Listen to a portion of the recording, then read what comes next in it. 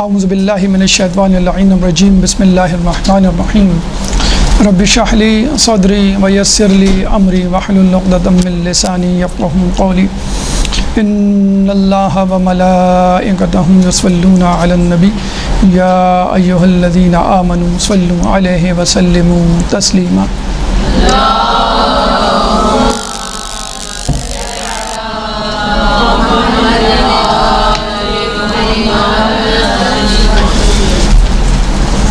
ایام حج اپنے عروج کو پہنچنے والے ہیں۔ کچھ لوگوں نے تمنا کی، ارادہ کیا، کوشش کی، اس میں کامیاب ہوئے، توفیق الہی ان کے نصیب میں آئی اور وہ حج کے لیے مکے میں وارد ہو گئے۔ کچھ لوگوں کے لیے اللہ تعالیٰ نے تاخیر رکھی ہے، آئندہ سال یا اس کے بعد انشاءاللہ وہ حج انجام دیں گے۔ لیکن اگر کوئی شخص حج کے لیے نہ جا سکے تو بھی اللہ تعالیٰ نے اس کے ثواب کے برابر کے اعمال خود اس کے ارد گرد رکھ دیے ہیں، تاکہ اس کو یہ حسرت نہ رہے کہ میں بیت اللہ کی زیارت کی شرف سے مشرف نہ ہو سکا یا اس کا ثواب حاصل نہ کر سکا۔ تو اللہ تعالیٰ نے جو کہ عادل ہے، ہر کسی کے لیے ہر چیز کا ثواب یا اس کا متبادل آپ کے آس پاس آپ کی سکت کے مطابق رکھا ہے، تاکہ کوئی حسرت لے کر اس دنیا سے نہ جائے یا کسی کے دل میں کوئی شکوہ یا شکایت نہ آئے کہ میں تو ہر کام کے لیے تیار تھا، تو بس اللہ تعالیٰ نے اس نیکی کا اجر مجھ سے کیوں دور رکھا۔ تو حج میں یقیناً کعبہ ایک کلیدی کردار رکھتا ہے، یوں کہہ لیجیے انگوٹھی میں نگینہ۔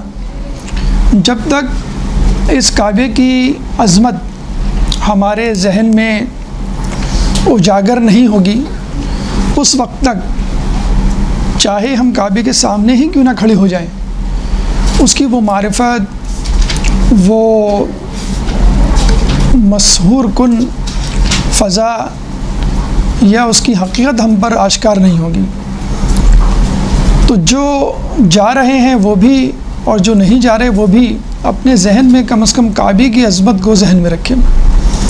تو اسی حوالے سے انشاءاللہ آج موضوع گفتگو ہمارا عظمت کعبہ ہے، کہ جس میں مختلف مراحل پر انشاءاللہ آپ کے سامنے گفتگو پیش کی جائے گی۔ سب سے پہلے مرحلے میں اسماء کعبہ، کعبہ کے کتنے نام ہیں، ان کی وجوہات کیا ہیں، پس منظر کیا ہے۔ اس کے بعد فضیلت کعبہ، آیات و روایت کی روشنی میں کعبے کی کیا فضیلت ہے۔ کعبے کی فضیلت کے بعد تاریخ کعبہ، یعنی کعبہ کب تعمیر ہوا اور کن کن ادوار میں کن مراحل سے تعمیراتی ترتیب کے اعتبار سے ہمارے سامنے آیا۔ چوتھے نمبر پہ تحویل کعبہ قبلہ، تحویل قبلہ یعنی کعبہ کب قبلہ بنا، کیوں بنا، اس سے پہلے قبلہ کیا تھا، وجہ کیا تھی تبدیلی قبلہ کی۔ اس کے بعد انبیاء اور کعبہ کا کیا رشتہ ہے۔ انبیاء جو خدا سے سب سے قریب ہیں، ظاہر سی بات ہے وہ ہم سے زیادہ کعبے کی معرفت رکھتے ہیں، اور جب انبیاء یہ معرفت رکھتے ہیں تو خود ائمہ کا کعبے سے کیا رشتہ تعلق رکھتے ہوں گے۔ اور ساتویں نمبر پہ خود ہماری ذات، کہ جب ہم کعبے کو سمجھ لیتے ہیں، اس کی تاریخ کو، اس کے پس منظر کو، انبیاء ائمہ کے رشتے کو کعبے کے حوالے سے، تو اب ہماری کیا ذمہ داری بنتی ہے، کیونکہ جب تک ہم اپنی ذمہ داری کو نہیں سمجھیں گے کعبے کے حوالے سے تو کوئی فائدہ نہیں اس کعبے کے موضوع کو اپنی بحث میں بطور عنوان شامل کرنے کا۔ تو آئیے ہم ایک ایک کر کے عظمت کعبہ کے مختلف مراحل سے گزرتے ہیں اور معلوم کرتے ہیں کہ کعبے کی حقیقت کیا ہے۔ تو سب سے پہلے اسماء کعبہ، پہلا مرحلہ یعنی کعبے کے نام، جو فقط نام ہی نہیں ہے، اپنے پیچھے ایک ہسٹری، ایک پس منظر رکھتے ہیں۔ تو سب سے پہلے کعبے کے نام کو ہم لغوی طور پہ لیتے ہیں۔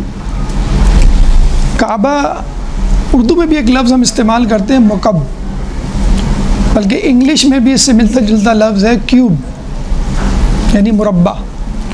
کعبہ کیونکہ مربع شکل کا ہے، اس لیے یہ مکعب سے نکل کر کعبہ بنا۔ اور کعبہ کا ایک اور معنی جو ڈکشنری میں ہمیں ملتا ہے لغت میں، وہ ہے ارتفاع، بلندی۔ یقیناً کعبے سے بلند یا بلندی عظمت کسی بھی عمارت کی نہیں، بلکہ یہاں تک کہا گیا ہے کہ کعبے کے اطراف میں کعبے سے بلند جگہ مادی حوالے سے بھی نہ بنائی جائے، جس کی نافرمانی اور جس سے روگردانی کی جا رہی ہے۔ لوگ بڑے فخر سے کعبے سے کم اور کعبے کے اطراف جو موجود بلند عمارتیں ہیں ان کی سیلفی لے کر بھیج رہے ہوتے ہیں کہ ہم ایک ماڈرن شہر میں ہیں۔ یہ نہیں کہ ہم اللہ کے شہر میں ہیں اور کعبے کی جو ہے وہ تصویر بھیجی جائے، اگر بھیجی جائے۔ بہرحال کعبے کا ایک نام بیت اللہ، ایک تو صرف فقط کعبہ کہتے ہیں، اس کی وجہ ہم نے آپ کو بتا دی۔ کعبے کا ایک نام ہے بیت اللہ، اور یہ قرآن کی سورہ بقرہ آیت نمبر 125۔ سورہ بقرہ قرآن کا دوسرا سورہ ہے، آیت نمبر 125۔ وَأَعِدْنَا إِلَىٰ إِبْرَاهِيمَ وَإِسْمَاعِيلَ أَن طَهِّرَ بَيْتِيَ لِلطَّائِفِينَ وَالْعَاكِفِينَ وَالرُّكَّعِ السُّجُودِ۔ اور ابراہیم و اسماعیل سے عہد لیا کہ میرے گھر کو طواف اور اعتکاف کرنے والوں اور رکوع و سجود کرنے والوں کے لیے پاک و پاکیزہ رکھو، یعنی میرے گھر کو، بیتی میرا گھر یعنی بیت اللہ، اس کا نام کیا ہوا؟ بیت اللہ۔ بیتکم، یا جسے کہتے ہیں کہ فلاں کا گھر، فلاں مذہب والوں کا گھر نہیں، بیت اللہ اللہ کا گھر۔ بس جو اللہ پہ یقین رکھتا ہے وہ اس گھر پہ بھی یقین رکھے کہ یہ اللہ کا گھر ہے۔ تو اللہ تعالیٰ نے ایک لفظ استعمال کیا، بیتی، میرے گھر کو پاک و پاکیزہ رکھو، تاکہ لوگ یہاں پر آئیں رکوع و سجود۔ جب عام مسجد کے لیے طہارت واجب ہے اور نجاست کو فوراً ہٹانا ضروری ہے، تو پھر بیت اللہ کو پاک و پاکیزہ رکھنا ضروری ہوگا۔ یہ صرف ظاہری نجاست کے لیے نہیں، بلکہ باطنی نجاست، یعنی بت پرستی نہ ہو۔ جبھی تو وہاں پہ موجود بیت اللہ کے بتوں کو توڑا گیا۔ اور ہم دیکھتے ہیں فتح مکہ کے موقع پر مولا علی نے رسول اللہ کی شان اقدس پہ کھڑے ہو کر یہ کام انجام دیا کہ اگر ہاتھ نہیں پہنچ رہا تو تم کسی چیز پر چڑھ جاؤ، اور بلکہ میرے شانوں پر بھی چڑھنے میں شرمندگی محسوس نہ کرو۔ رسول اللہ کی شانیں کہاں اور کسی کا پیر کہاں؟ تو کہنے کا مقصد یہ ہے کہ بیت اللہ کے بتوں کو توڑو، پاک کرو ان نجاستوں کو، جو کہ اصل نجاست ہے۔ باقی نجاستیں تو وقتی طور پہ ہوتی ہیں اور ہٹ جاتی ہیں، یہ جو نجاست ہے شرک کی، بت پرستی کی، یہ تو انسان کے ذہن کو، دل کو، عقائد کو مسخ کر دیتی ہے، انسان کو مفلوج کر دیتی ہے، نہ صرف اس کی دنیا بلکہ آخرت بھی خراب ہو جاتی ہے۔ تو اس کو پاک کر دو۔ اس لیے ہم دیکھتے ہیں کہ رسول اللہ نے فتح مکہ کے موقع پر اس خانہ کعبہ کو ظاہری نجاست کے ساتھ ساتھ باطنی نجاست، جس کا عموماً لوگ اس زمانے میں خیال نہیں کر رہے تھے یا اس کی طرف دھیان ہی نہیں تھا کہ اصل نجاست تو یہ ہے، تو اس سے رسول اللہ نے ان کو پاک کیا۔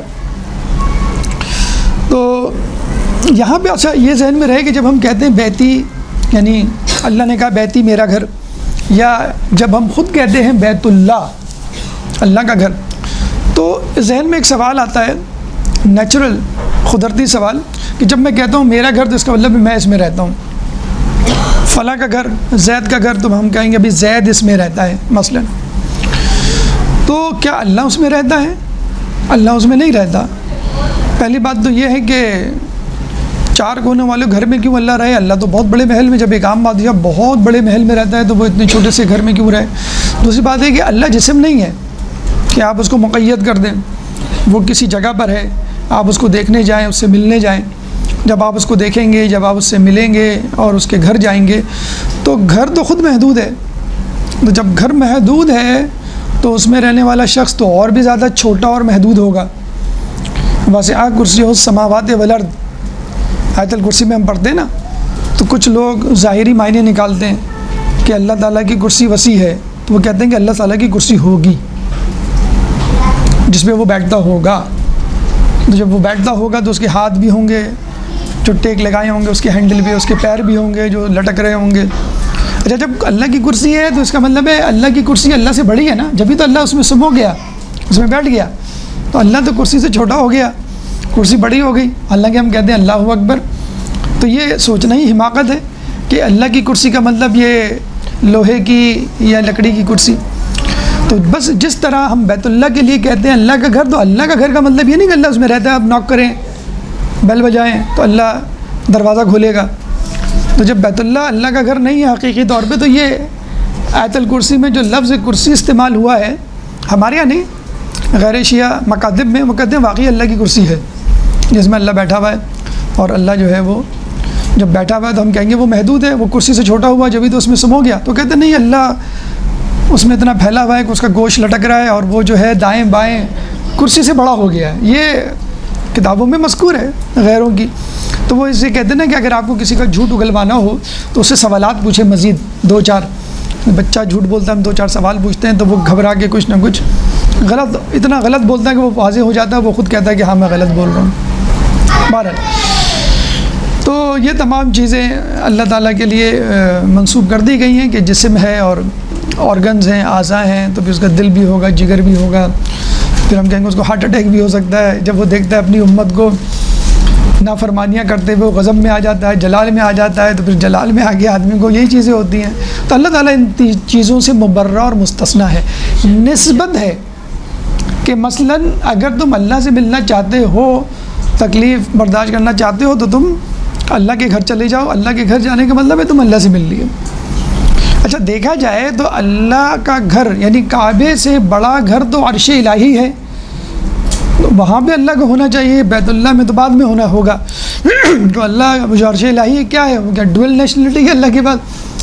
اللہ کے پاس ڈوئل یا سنگل نیشنلٹی نہیں ہے، اللہ ہر جگہ موجود ہے. یہ تو ہماری آسانی کے لیے ہے. اگر تم اللہ سے ملنا چاہتے ہو تو گویا بیت اللہ کی زیارت کی، تم نے اللہ کی زیارت کر لی. تو یہاں پہ نسبت اعزازی ہے. جیسے مثلاً ہم کہتے ہیں شہر اللہ، اللہ کا مہینہ. کون ہے اللہ؟ کیا ہے اللہ کا مہینہ؟ رمضان.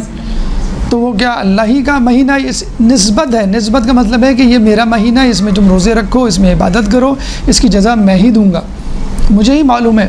یعنی مجھے یہ مہینہ بہت زیادہ عزیز ہے. اور مہینوں میں گناہ کرنا غلط ہے، لیکن اللہ کے مہینے میں تو اور بھی غلط ہے.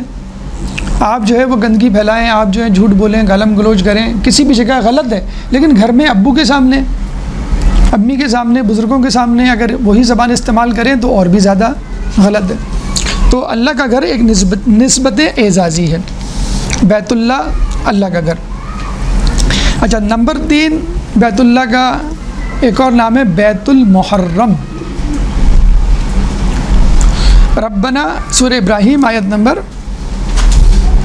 37 اللہ فرماتا ہے ربنا انی اسکنت من ذریتی بواد غیر ذی زرع عندک بیتک المحرم ربنا لیقیموا الصلاۃ فاجعل افئدۃ من الناس تہوی الیہم وارزقہم من الثمرات لعلہم یشکرون. سورہ ابراہیم آیت نمبر 37 14واں سورہ ہے سورہ ابراہیم، قرآن کا چیپٹر 14 ورس نمبر آیت نمبر 37. ٹھیک ہے، اس کا ترجمہ یعنی جو ہم نے بیت المحرم کہا وہ کس دلیل سے کہا؟ وہ ابراہیم سورہ ابراہیم کی آیت نمبر 37 میں موجود آیت میں موجود لفظ بیت المحرم سے کہا. پروردگار ابراہیم کہہ رہے ہیں پروردگار میں نے اپنی ذریت میں سے بعض کو تیرے محترم مکان کے قریب بے آب و گیاہ وادی میں چھوڑ دیا ہے تاکہ نماز قائم کریں. اب تو ان لوگوں کے دلوں کو ان کی طرف موڑ دے اور انہیں پھلوں کا رزق عطا فرما کہ وہ تیرے شکر گزار بندے بن جائیں. بیت المحرم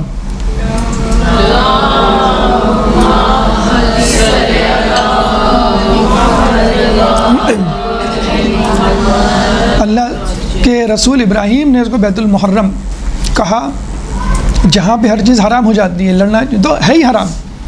جیسے ہم کہتے ہیں نا کہ غیبت، جھوٹ، گالم گلوچ، بد نظری یہ حرام ہے. روزے میں تو اور بھی زیادہ حرام ہے. روزے میں جب کھانا پینا حرام ہے تو بدرجہ اولا یہ بھی حرام ہوگا. تو بیت المحرم یہاں پہ حرام ہو جاتی ہیں تمام چیزیں، وہ چیزیں کہ جو عموماً حرام نہیں ہیں. مثلاً کسی قاتل کو پکڑنا، بیت اللہ میں کوئی قاتل، کوئی مجرم چلا جائے، اس کو آپ نہیں پکڑ سکتے، نہیں گرفتار کر سکتے. اس کا مطلب یہ نہیں ہے کہ لوگ اس سے ناجائز فائدہ اٹھائیں اور قاتل مجرم جرم کر کے وہاں چھپ جائے. ہمارے یہاں لوگ جرم کر کے انگلینڈ اور امریکہ کی نیشنلٹی لے لیتے ہیں اور سوئس اکاؤنٹ میں اپنے پیسے جمع کروا دیتے ہیں، دبئی میں پراپرٹیز خرید لیتے ہیں. یہ طریقہ کار ہے. تو زمانے میں یہ ہوتا تھا کہ مجرم فائدہ اٹھاتے تھے اور بیت اللہ چلے جاتے تھے. اچھا، خود اسلام سے پہلے بھی اس کا احترام تھا. تو جب لوگوں نے یہ دیکھا تو پریشان ہوئے، تو پھر اس کا فیصلہ اللہ نے یہ کیا، یعنی اللہ کے رسول نے، شریعت نے، اسلام نے، کہ جو قاتل یا مجرم وہاں جائے اس کو کھانا پینا مت دو، یعنی اسے قطع تعلق کر لو. جس طرح ہم عام لوگوں میں ایسا کرتے ہیں، جب قطع تعلق کر لو گے، کھانا پینا نہیں دو گے، تو وہ 1 دن 2 دن 3 دن بھوکا رہے گا، پھر لاچار باہر آ جائے گا کہ بھئی حرم میں تو مجھے کوئی کھانا نہیں دے رہا، اور حرم کے باہر جاؤں گا تو کوئی سبیل بنے گی. جب حرم کے باہر چلا جائے تو اس کو آپ پکڑ لیں. ہاں، یہ الگ بات ہے کہ اگر کوئی شخص وہاں چلا جائے، لوگوں کو قتال شروع کر دے، تو آپ کہیں گے ابھی قتل کرنے دو اس کو. نہیں، پھر اس کو آپ کو قتل کرنا پڑے گا، کیونکہ وہ خود فتنہ پھیلا رہا ہے. تو جب کوئی شخص اصول کو توڑے تو پھر آپ کو بھی اصول توڑنے میں کوئی معنی نہیں، اسپیشلی خصوصاً جب اس سے لوگوں کی جان، مال، عزت خطرے میں ہو. تو عام جانوروں کو کیا، خطرناک جانوروں کو بھی مارنا حرام، لیکن اگر وہ خود کسی کی جان کا جو ہے وہ خطرہ بن رہا ہے تو پھر آپ اس کو پکڑ سکتے ہیں، مار سکتے ہیں. اور مجرم کے لیے یہ اللہ تعالیٰ نے طریقہ رکھا ہے. چوتھا جسے کہتے ہیں کہ نام بیت عتیق. بیت عتیق سورہ حج آیت نمبر 29. سورہ حج قرآن کا 22واں سورہ ہے، چیپٹر 22 ورس نمبر 29. ثم یغضوا تفثهم ولیؤفوا نذورهم ولیطوفوا بالبیت العتیق. پھر لوگوں کو چاہیے کہ اپنے بدن کی کثافت کو دور کریں اور اپنی نظروں کو پورا کریں، اس بیت عتیق کا طواف کریں. بدن کی کثافتوں کو دور کریں یعنی پاک و پاکیزہ کریں اپنے آپ کو. خوشبو کا حکم نہیں ہے، جیسے احرام میں جب ہم احرام پہن لیتے ہیں تو، لیکن کم از کم کثافت اور گندگی کو دور کریں اور جو بھی نظر مانی ہے اس کو پورا کریں اگر انہوں نے مانی ہے، اور اس بیت عتیق کا طواف کریں. اس کی بھی ابھی بحث آئے گی گفتگو کہ طواف کا بہت زیادہ تذکرہ ہے، اور بڑی دلچسپ روایت ہے اس حوالے سے کہ طواف کی ابتدا کہاں سے ہوئی اور کیوں ہوئی، اور اللہ کو یہ طواف کیوں پسند ہے. عتیق کے حوالے سے مختلف مفاہیم ہیں. ایک تو آپ سمجھتے ہیں غلام کو آزاد کرنے کے حوالے سے، عتیق یعنی آزاد شدہ، جس کو ہم نے آزاد کر دیا ہے. تو بیت اللہ آزاد شدہ ہے، یعنی اس پر کسی کا دعویٰ نہیں کہ یہ میرا گھر ہے، یہ میری پراپرٹی ہے. اور الحمدللہ ثم الحمدللہ آدم سے لے کے خاتم سے لے کے ابھی تک کسی فرد واحد نے یا کسی قبیلے نے بھی یہ دعویٰ نہیں کیا یہ ہمارا ہے، اس کا ٹیکس دو، یا یہاں آنے کے لیے ہم کو اتنا جو ہے وہ پیسہ دینا پڑے گا اور اس کی آمدنی ہم استعمال کریں گے. ہاں، اگر دعویٰ کیا ہے تو مینجمنٹ کے حوالے سے، انتظامی امور کے حوالے سے، جیسے خادم الحرمین والشریفین ہم کہتے ہیں حجاز کے حکمرانوں کو کہ وہ اس کی مینجمنٹ میں ہے، لیکن اس کا پیسہ وہ کہیں کہ بھئی میرا ہے، یہ میری عمارت ہے، خدا نخواستہ نعوذ باللہ کسی ہوٹل کی طرح اس ہوٹل میں جو بھی لوگ آئیں گے پروفٹ ہوگا وہ نہیں ہے. تو بیت اللہ ایک آزاد تعمیر، ایک آزاد عمارت ہے شروع سے، جب سے یہ موجود ہے. مطلب جھوٹا دعویٰ بھی نہیں کیا کسی نے. سب سے اچھی بات یہ ہے، سچا دعویٰ تو دور کی بات، ایک جھوٹ موٹ دعویٰ ہوتا ہے نا، وہ بھی کسی نے نہیں کیا. نمبر 1. نمبر 2، عتیق اس کو اس لیے کہتے ہیں کہ جو شخص وہاں جاتا ہے وہ تمام بندھنوں سے تمام غلامی سے آزاد ہو جاتا ہے۔ ایک تو خود عمارت آزاد ہے کہ جس پہ کسی کا دعویٰ نہیں، جب بندہ وہاں جاتا ہے تو وہ تمام بندھنوں سے آزاد ہو جاتا ہے۔ کیسے آزاد ہو جاتا ہے؟ وہ ایک سجدہ جسے تو گرا سمجھتا ہے 1000 سجدوں سے دیتا ہے آدمی کو نجات۔ ہم کہتے ہیں کہ اللہ کی بندگی، اللہ کی غلامی قبول کر لو تو نہ تمہیں باس کی غلامی قبول کرنی ہوگی، نہ حکمرانوں کی، نہ بیوی کی، نہ بچوں کی، نہ دوستوں کی، کسی کی بھی نہیں۔ اگر ہر کام میں ہم یہ نیت باندھ لیں قربتاً اللہ، صرف نماز میں نہیں، روزے میں نہیں، حج میں نہیں، ہر کام میں، کھانا کھانے میں بھی اگر آپ کہیں کہ کلو وشربو ولا تسرفو، کہ اللہ خود کہتا ہے کھاؤ پیو پاک چیزوں میں سے اور اسراف نہ کرو، تو اب اللہ کی قربت کی نیت کر لیں تو سارا مسئلہ حل ہو جائے۔ تو جب ہم اللہ کے لیے غلامی کو مخصوص کر دیتے ہیں تو پھر ہم تمام بندھنوں سے آزاد ہو جاتے ہیں۔ جو لوگوں میں کانسیپٹ ہے نا، مس کانسیپٹ ہے، کیا ہے کہ بھائی جو چیز چاہ رہا ہے وہ کرو، اپنی امی ابا کی نہیں سنو۔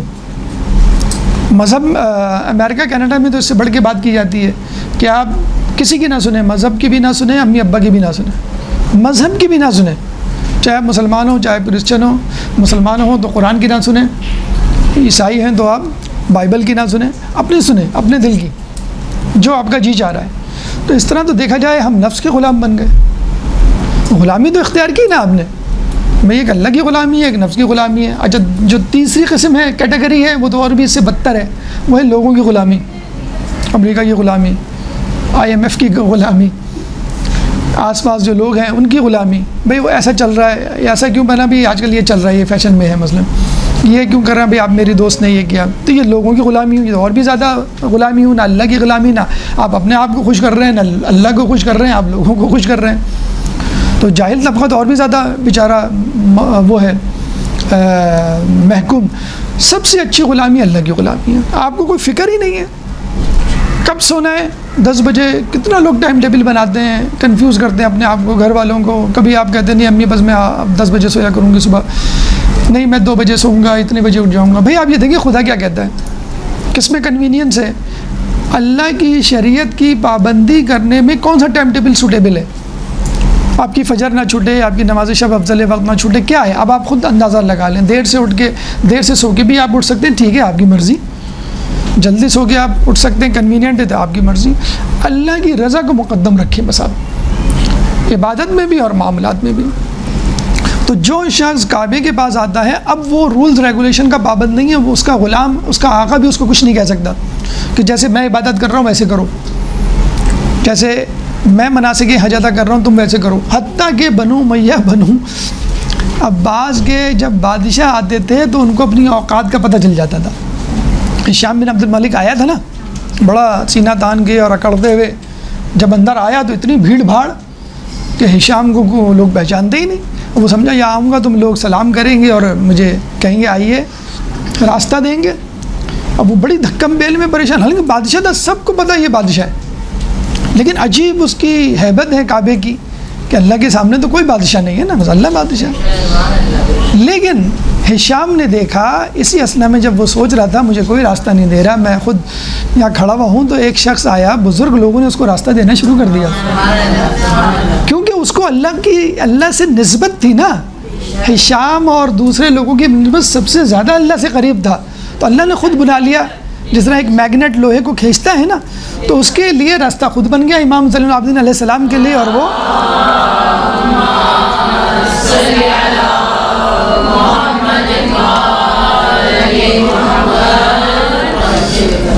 تو کعبہ آزاد، اور جو کعبے کی زیارت کے لیے جا رہا ہے وہ بھی آزاد۔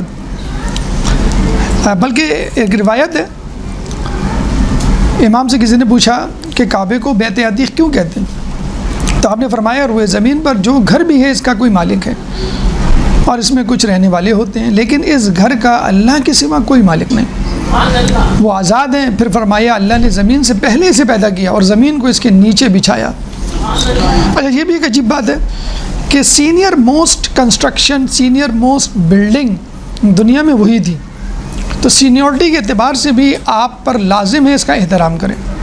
تمام عمارتوں کو کعبے کی عمارت کا احترام کرنا چاہیے۔ سینئر موسٹ مخلوق کہہ لیجیے آپ، جمادات میں اگر ہم اس کو شامل کر لیں، سب سینئر موسٹ، سب سے پہلے آدم سے بھی پہلے، ابھی اس کا تذکرہ آگے آئے گا کہ کعبہ موجود تھا اور کچھ نہیں تھا. وَالْأَرْضَ بَعْدَ ذَلِكَ دَحَاهَا، سورہ نازعات آیت نمبر 30، ابھی آپ نے پڑھی ہوگی 25 ذی-القعدہ کو. اور پھر ہم نے زمین کو اس کے نیچے سے بچھایا. کس کے نیچے سے؟ اس کا مطلب کعبہ پہلے تھا اور زمین. اگر آپ کہیں نا کہ جیسے آپ کہیں پلاٹ لیتے ہیں اور بلڈنگ تعمیر کرتے ہیں، کم از کم وہاں کی زمین کلیم کر سکتی ہے کہ بھئی پہلے میں موجود تھی، پھر آپ نے پلاٹ لیا، پھر آپ نے بلڈنگ بنائی، تو کم از کم زمین کا آپ احترام کریں. تو یہاں پہ زمین بھی نہیں تھی، زمین کا بھی موجد، زمین کی بھی ماں کعبہ تھی، صرف کعبہ تھا، اور کعبے کے نیچے سے زمین بچھی ہے. تو کوئی دعویٰ نہیں کر سکتا، حتیٰ کہ وہ زمین بھی دعویٰ نہیں کر سکتی.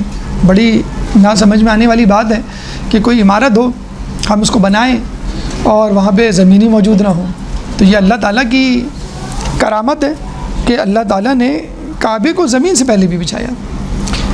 کافی کی روایت ہے امام باقر علیہ السلام کی زبان مبارک سے.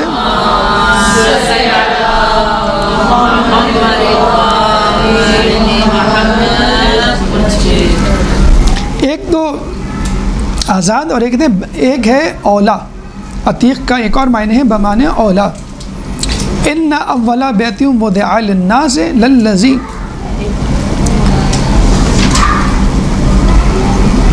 ببکۃ مبارکا وہدی للعالمین، سورہ آل عمران آیت نمبر 96. سورہ آل عمران قرآن کا تیسرا سورہ ہے. بے شک سب سے پہلا مکان جو لوگوں کے لیے بنایا گیا وہ مکے میں ہے، مبارک ہے، عالمین کے لیے مجسم ہے. تو بیت عتیق بمعنی آزاد، بیت عتیق بمعنی اولا. اور سورہ نازعات آیت نمبر 30 آپ کے سامنے پڑھی. وَالْأَرْضَ بَعْدَ ذَلِكَ دَحَاهَا، اس کے بعد زمین کا فرش بچھایا. عتیق کے معنی آزاد کے بھی ہیں اور عتیق کے معنی اولا، فرسٹ، نمبر 1، سب سے پہلے کے بھی ہیں. عتیق کے ایک اور معنی ہیں قیمتی، بیش بہا. بھائی دیکھیں، دنیا میں جو غریب ہوتا ہے اس کا مکان بھی جھوپڑی جیسا ہوتا ہے. پھر ایک ایوریج مڈل کلاس انسان ہوتا ہے، پھر اس کا مکان ذرا بہتر ہوتا ہے. امیر ہوتا ہے اس کا مکان بنگلہ، وسیع و عریض کوٹھی ہوتی ہے. بادشاہ ہوگا تو اس کا مکان کیسا ہوگا؟ محل. یعنی جیسے جیسے حاکمیت، پیسہ، قدرت بڑھتی چلی جائے گی، فضیلت، مکان جس کا ہے وہ بڑھتا چلا جائے گا. غریب کی جھوپڑی ہے، پھر عام آدمی کا مکان ہے، پھر بادشاہ کا. تو اب آپ یہ سوچ لیجئے، جو بادشاہوں کا بادشاہ، بادشاہوں کا خالق، جس کے قبضے میں ساری کائنات کے خزانے، تو اس کا مکان سب سے قیمتی ہونا چاہیے. وہ ایک الگ بات ہے کہ 4 دیواریں ہیں اور کوئی تزئین و آرائش نہیں. وہ تو اس وجہ سے ہے کہ اللہ نے لوگوں کو کہا ہے کہ تم بناؤ. اب اللہ کے لیے انسان کیا بنا سکتا ہے؟ مثلا میں آپ کو کہوں کہ آپ اپنے بچے کی برتھ ڈے پہ کیا دے سکتے ہیں؟ آپ کہتے ہیں بھئی ہم تو گھڑی دے سکتے ہیں، ہم تو موبائل دے سکتے ہیں. لیکن آپ کی برتھ ڈے ہوگی تو بچہ کیا دے گا؟ ایک چھوٹا سا کارڈ، آئی لو یو مما کہہ کے آپ کو دے دے گا. اب بچہ تو ظاہر سی بات ہے وہ اتنی بڑی رقم اور اتنی بڑی گھڑی، اتنی بڑی چیز قیمتی نہیں لا کے دے سکتا نا. وہ تو بس ایک چھوٹا سا گفٹ لا کے دے دے گا، تو اپنے حساب سے دے گا. وہ ٹھیک ہے، اس میں محبت، وابستگی موجود ہوگی، تعلق. تو انسان جس طرح بنا سکتا ہے اس کو بنا دیا. بلکہ ابھی آگے آئے گا کہ کعبہ اتنا نہیں ہے بنا ہوا جتنا بننا چاہیے تھا. وہ ہجر اسماعیل بھی اس میں شامل ہے، لیکن وہ ان کی کیپیسٹی نہیں تھی، استطاعت نہیں تھی، حلال مال نہیں تھا کہ وہ اس مال سے کعبے کی پوری باؤنڈری انکلوڈ کر سکتے تھے. جب بھی ہم کہتے ہیں کہ طواف جو اندر سے ہجر اسماعیل کے اندر سے نہیں ہو سکتا، because it is the part of Kaaba. انشاءاللہ امام زمانہ جب آئیں گے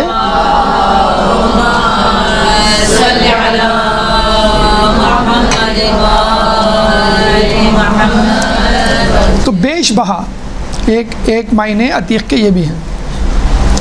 اچھا، تو کعبے کے ایک معنی ہو گئے، یعنی کعبہ نام کی بات کر رہے تھے ہم. پہلا نام کعبہ، دوسرا نام بیت اللہ، تیسرا بیت المحرم، چوتھا بیت عتیق، اور 5واں ہے بیت مثابہ، میم سے کے ساتھ، میم کے بعد سے. مصابہ. کس طرح؟ سورہ بقرہ آیت نمبر 135. سورہ بقرہ قرآن کا دوسرا سورہ ہے، چیپٹر 2 ورس نمبر 135. وَإِذْ جَعَلْنَا الْبَيْتَ مَثَابَةً لِلنَّاسِ وَأَمْنًا وَاتَّخِذُوا مِن مَّقَامِ إِبْرَاهِيمَ مُصَلًّى. سورہ بقرہ آیت نمبر 125. بیت مصابہ، میم سے سا، الف بے تے سا، سے جو ہوتا ہے 3 نقطوں والا. مصابہ الف پھر بے اور ہے. سے میں 3 نقطے ہوتے ہیں نا، نہیں معلوم آپ لوگوں کو؟ مصابہ، میں مصابہ کہوں گا تو آپ لوگ سین لکھ دیں گے.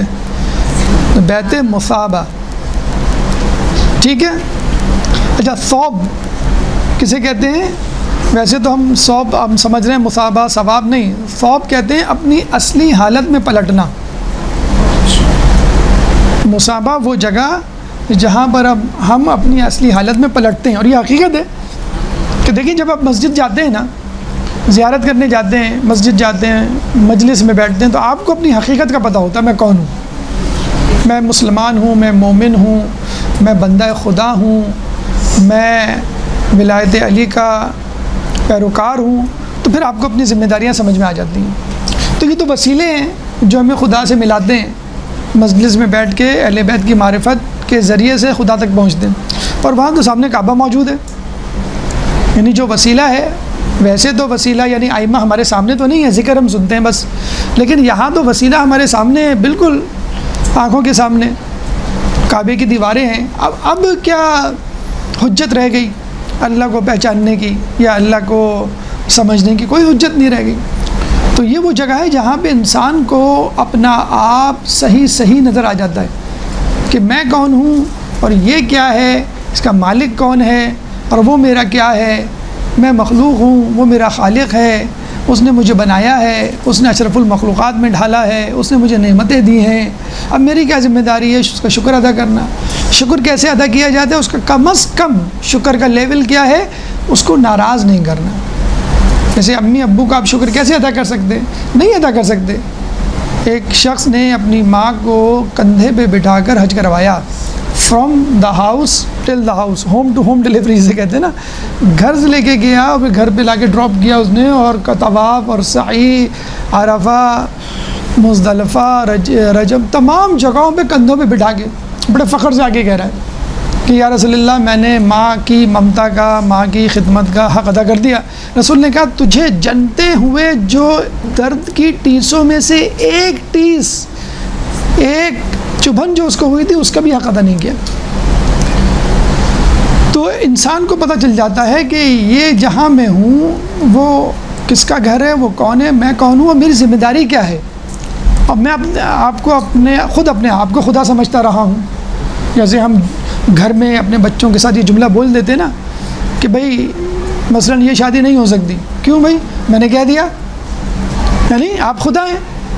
یا گھر میں یہ نہیں ہوگا، کیوں؟ میں نے کہہ دیا، یعنی آپ خدا ہیں. بھائی آپ کو یہ کہنا چاہیے کہ خدا کو یہ بات پسند نہیں ہے، اس لیے میرے خیال میں یہ کام نہیں ہونا چاہیے. آپ بتائیں، آپ ہونا چاہیے کام نہیں؟ موسیقی ہونی چاہیے گھر میں؟ نہیں. غیبت ہونی چاہیے گھر میں؟ نہیں. گالم گلوچ ہونی چاہیے؟ نہیں. کیوں؟ اللہ کو یہ کام پسند نہیں ہے. یہ جو ہم کہہ دیتے نا بس میں کہہ رہا ہوں، تو یہ جو میں ہے وہ اللہ کو ناپسند ہے. یہ میں وہاں جا کے ٹوٹتی ہے. کہاں؟ کعبے میں. جب آپ 2 کپڑوں میں ہوتے ہیں، آپ کا چپڑاسی، آپ کا مینیجر، آپ کا اکاؤنٹنٹ، آپ کا غریب دوست، رشتہ دار، ایک عالم اور جاہل، وہ بھی 2 کپڑوں میں ہوتے ہیں. یعنی اللہ کے نزدیک سب برابر ہیں. اگر آگے توبہ کر لی تو ٹھیک، ورنہ کیا گناہ علماء سے، بادشاہوں سے، بڑے منصب والوں سے غلطیاں، لغزشیں، خطائیں نہیں ہوتی؟ کیا ہوتی ہیں. تو اگر تم اللہ کے سامنے آؤ گے تو اب برابر ہو گئے. اب جو زیادہ گڑ گڑائے گا، جو زیادہ خلوص دل سے مجھ سے دعا مانگے گا، جو زیادہ مجھ سے تعلق رکھے گا، ہم اس کو بیش بہا خزانہ دے کے واپس کریں گے. تو انسان اپنی اصل کی طرف پلٹتا ہے، یعنی مخلوق، یعنی بندہ خدا، یعنی عبدیت، اور اللہ کو پہچانتا ہے. مقام عبودیت، مقام پروردگار، مقام خدا یا الہی. تو یہ آپ کے لیے 5 نام ہوئے: بیت اللہ، کعبہ، بیت اللہ، بیت المحرم، بیت عتیق اور بیت مثابہ. ٹھیک ہے، اب آ جائیں آپ فضیلت کعبہ کی طرف. ہماری گفتگو کا دوسرا مرحلہ.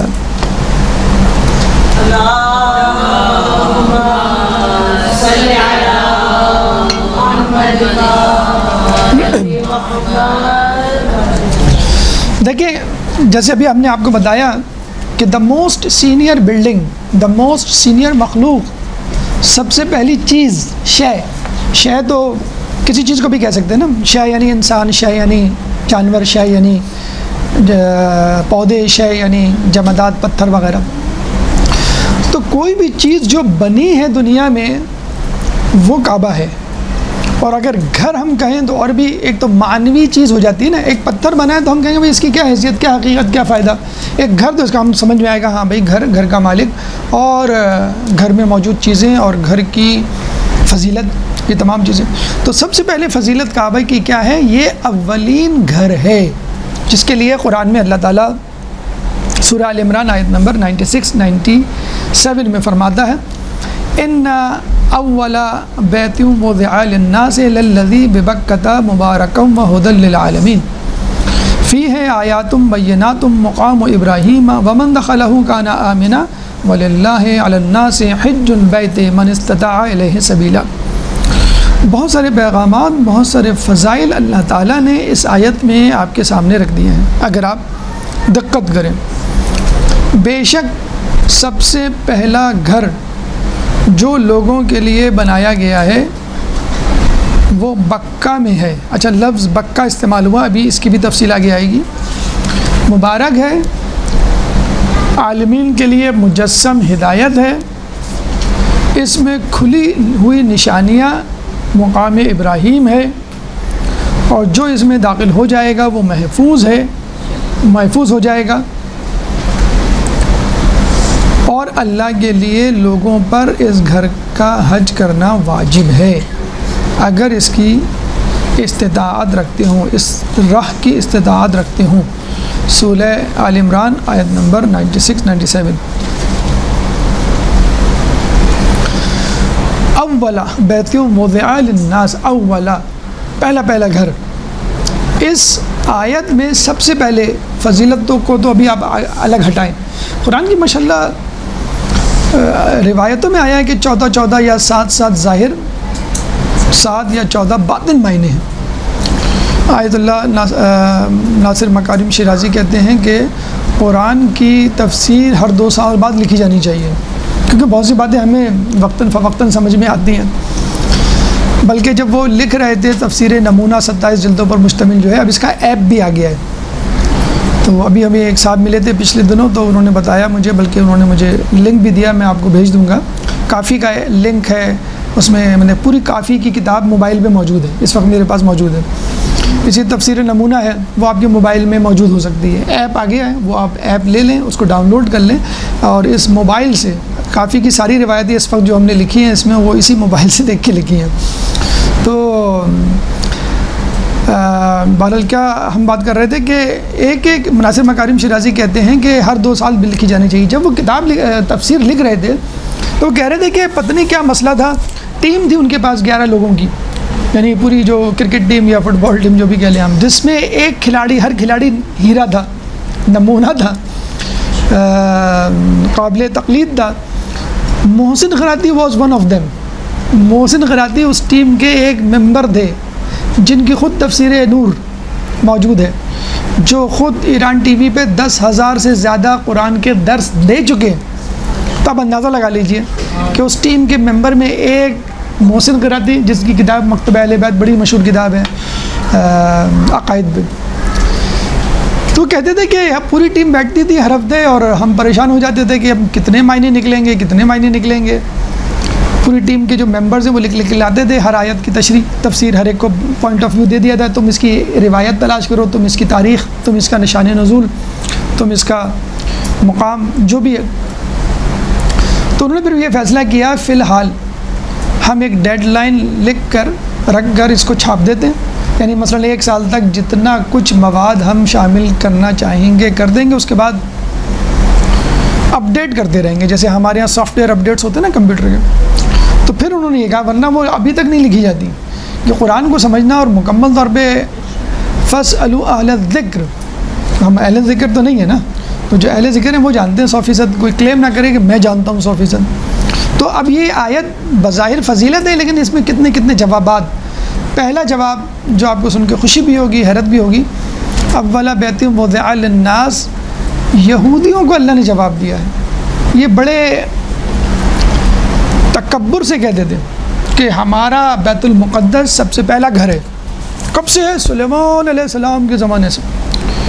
وہ ہیکل سلیمانی آپ نے سنا ہوگا کہ یہودیوں کا جو سارا ہدف ہے، ٹارگٹ ہے، مسجد اقصیٰ کو گرا کر ہیکل سلیمانی، سلیمان علیہ السلام کی عبادت گاہ تعمیر کرنے کا پروگرام ہے۔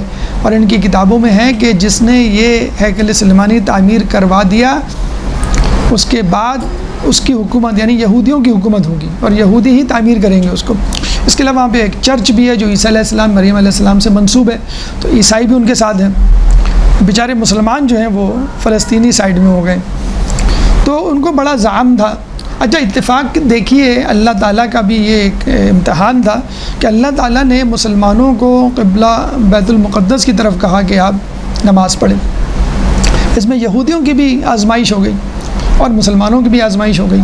یہودی منافق جنہوں نے دل سے اسلام قبول نہیں کیا، تو انہوں نے کہا کہ بھائی گھر تو وہی ہے نا ہمارا، تو بس یہ ہمارا ہی مذہب ہے، یہ ابھی عربوں کو خوش کرنے کے لیے ان کی باتیں کر رہے ہیں، یہ ہمارے ہی آدمی، ہم ان کو ٹیک اوور کر لیں گے۔ اور جو مشرکین مکہ جو مسلمان ہوئے، ان کے دل میں ابھی تک کعبے کی محبت تھی کہ ہمارے بت وہاں پر ہیں، ہم ان کو پوچھتے تھے، پرانا محلہ جسے کہہ لیں، ہم اس کی طرف رخ کرتے تو زیادہ اچھا تھا۔ رسول کو خود ایک نسبت تھی، اس لیے کہ اسماعیل علیہ السلام، ابراہیم علیہ السلام نے تعمیر کیا، اسماعیل علیہ السلام کی نسل سے رسول اللہ ہیں۔ تو ان کا یہ کہنا تھا کہ بیت المقدس ہے پہلا گھر۔ یہ دلیل تھی اس بات کی کہ جبھی تو تم لوگ اس کی طرف رخ کر کے نماز پڑھ رہے ہو۔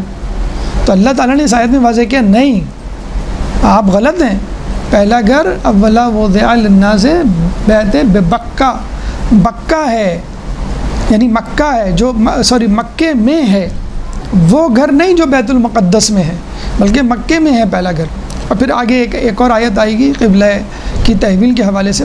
تو یہودیوں کو جواب دے دیا یہ پہلا گھر ہے، اور ایک اب فضیلت بھی ثابت ہو گئی کہ دنیا میں پہلا جو گھر تھا وہ کعبہ تھا، بیت المقدس نہیں تھا۔ تو موسٹ سینئر والی سینیورٹی بیسس پہ اگر ہم بات کریں تو کعبہ سب سے پہلی بلڈنگ ہے۔ یہودیوں کو جواب ہو گیا۔ اچھا اس میں بڑی دلچسپ بات ہے، موجودہ قوانین تعمیرات جو اس وقت کنسٹرکشن کے قوانین ہیں، اس میں ایک قانون یہ بھی ہے کہ اگر کوئی بلڈنگ بنے گی تو اس کا اگلا آگے کا حصہ اس بلڈنگ کا حصہ شمار کیا جائے گا۔ میں آپ کو مثال دوں، آپ کا گھر ہے، آپ کے گھر کے آگے کوئی گاڑی پارک کر دے، کتنا غصہ آتا آپ کو، کچھ لوگ ہوا نکال دیتے، کیوں پارک کی؟ تو اب دوسرا آگے کہے کہ بھئی یہ تمہارا گھر تھوڑی ہے، ہم نے تمہارے گھر کے باہر پارک کی ہے، گلی میں پارک کی ہے، راستے میں پارک کی ہے، یہ تو اللہ کا گھر ہے۔ نہیں، قانون تعمیرات یہ کہتے ہیں، قوانین تعمیرات یہ کہتے ہیں کہ جو بلڈنگ ہوگی، بلڈنگ کا اگلا حصہ اسی کا شمار ہوگا۔ میں آپ کو مثال دوں ایک اور، دکان کے آگے آپ نے گاڑی پارک کر دی، فوراً دکان والا کہا بھائی سب یہاں سے گاڑی ہٹا دیں، ہمارے کسٹمر خراب ہوتے ہیں۔ تو آپ کہہ سکتے ہیں بھائی کہ بھائی میں نے تمہاری دکان میں تھوڑی پارک کی ہے، دکان کے آگے کی کہ نہیں، دکان چھپ جاتی ہے، تو چھپ جاتی تو میں کیا کروں؟ لیکن نہیں، دکان کے آگے کا حصہ بھی دکان میں شمار ہوگا، یہ رول ہے۔ مکان کا آگے کا حصہ، ابھی جب بھی آپ نے دیکھا کہ لوگ چھوٹا سا باغیچہ، کیری یا جو بھی ہے اس بہانے پھر بڑھا بھی لیتے ہیں، وہ ایک الگ بات ہے، وہ مکان بڑھ جاتا ہے اور پھر اس کے بعد ایک اور باغیچہ بناتے ہیں کہ اب یہ ہمارا حصہ ہے اور کرتے کرتے وہ شیطان کی آنت کی طرح لمبا ہوتا چلا جاتا ہے۔ بہرحال یہ رول ہے، اس وقت موجودہ رول ہے۔ اچھا یہ رول ابھی کا نہیں ہے، یہ امام کے زمانے کا رول ہے۔ منصور دوانقی جب آیا تو اس کو لوگوں نے بتایا کہ بھئی ہجوم، ازدحام، اجتماع بہت زیادہ ہو گیا ہے، اور کعبے کے آس پاس آپ پرانی تصویریں اٹھا کے دیکھیں، آپ کو پتہ چلے گا لگ رہا ہے کہ حرم کے اندر لوگوں نے گھر بنائے ہوئے، بلکہ لگ کیا رہا ہے، حقیقت میں تھے۔ تو منصور دوانقی نے دیکھا تو وہ بڑا وہ کہنے لگا ہاں بننے تو چاہیے، تو انہوں نے کہا توڑو، کہنے لگا سر توڑیں گے تو یہ لوگ آ جائیں گے، بڑی بدنامی ہوگی حکومت کی۔ تو کس کو بلایا؟ مشکل کشا کی کے خاندان سے امام جعفر صادق علیہ السلام کو۔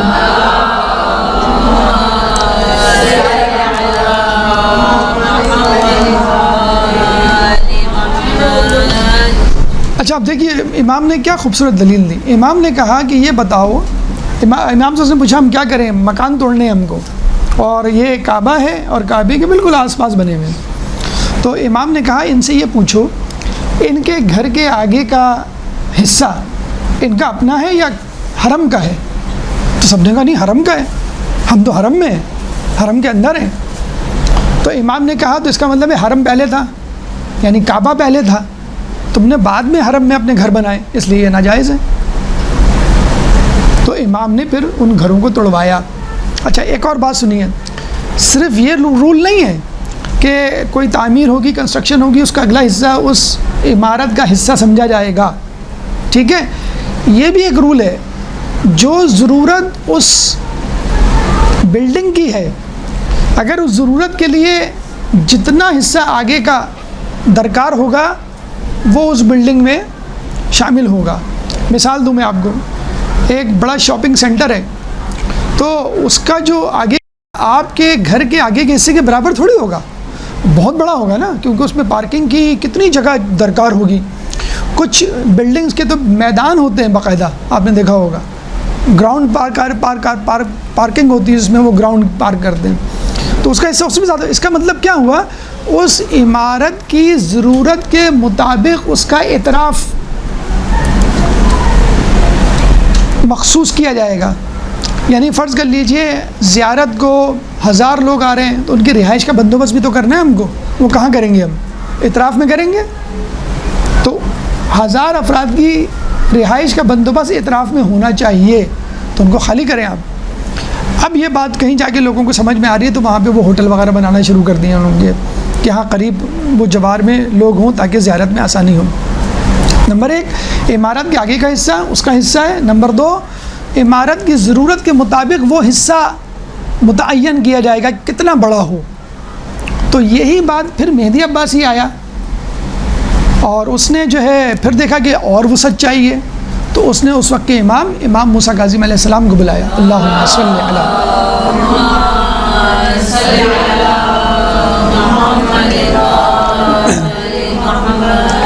کہ بھئی آپ بتائیں ہم کیا کریں. تو امام موسیٰ کاظم نے وہی جواب دیا جو کہ امام جعفر علیہ السلام نے دیا تھا کہ اگر مکانوں کا اگلا حصہ ان کی ملکیت میں تھا، ان کا اطراف سمجھا جاتا تھا تو ٹھیک ہے، وہ پہلے تھے. اگر کعبے کا سمجھا جاتا تھا وہ حصہ، تو اس کا مطلب کعبہ پہلے تھا. تو اس کا مطلب ہے مثلاً آپ کے گھر کے آگے کوئی ٹھیلا والا آگے کھڑا ہو جائے یا دکان بنا دے، تو آپ اس سے یہی پوچھیں گے نا کہ بھئی اگر وہ کہے کہ نہیں یہ میری جگہ ہے، تو آپ اس سے پوچھیں گے ٹھیک ہے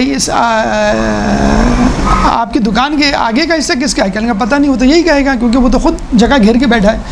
تو ہم کہیں گے اس کا مطلب ہے آس پاس کی جگہ آپ کی نہیں ہے، تو اس کا مطلب ہے یہ ٹھیلا، یہ دکان، یہ چھاپڑی، یہ بھی آپ کی نہیں ہے. آپ نے کسی کے اطراف میں اپنی پارک میں جیسے کوئی دکان بنا کے بیٹھ جائے، آپ نے بنا لی ہے. تو اس طرح تعین ہوا، یعنی مہدی عباسی کے زمانے میں امام موسیٰ کاظم اور امام جعفر صادق علیہ السلام کے زمانے میں تعین ہوا کہ کعبہ پہلے تھا، کیونکہ اس کا اطراف پہلے تھا، لوگوں نے بعد میں مکان بنائے. اور قرآن کی آیت بھی اس بات کی دلیل ہے. اور یہ دونوں دلیلیں خود اب یہودیوں کی طرف بھی جاتی ہیں، جو بتلاتی ہیں کہ تمہارا بیت المقدس پہلا نہیں تھا بلکہ کعبہ جو ہے وہ پہلے تھا. اچھا یہاں پر جو ہے وہ بکہ، لفظ بکہ استعمال ہوا ہے کہ سب سے پہلا گھر وہ ہے جو بکہ میں ہے. بکہ بمعنی مکہ ہی ہے، پرانا نام کہہ لیجئے بکہ، یا جسے کہہ لیجئے ایک لفظ ڈکشنری میں اس کے معنی استعمال ہوئے ہیں بطور اجتماع، ازدحام، یعنی بہت زیادہ رش. ظاہر سی بات ہے جس جگہ بہت زیادہ رش ہوگا اس کو ہم بکہ کہیں گے، کیونکہ یہاں پہ زائرین کا حج ہوتا ہے. اور خود امام سے یہ روایت ہے کہ جس شہر میں بیت اللہ ہے اس شہر کا نام مکہ ہے، اور جس جگہ بیت اللہ ہے اس جگہ کا نام بکہ ہے. سمجھے آپ؟ مکے میں اگر ہجوم ہے تو کس وجہ سے ہے؟ بیت اللہ کی وجہ سے ہے، کعبے کی وجہ سے ہے نا، زائرین کی وجہ سے ہے. تو مکے میں بکہ ہے بیسیکلی.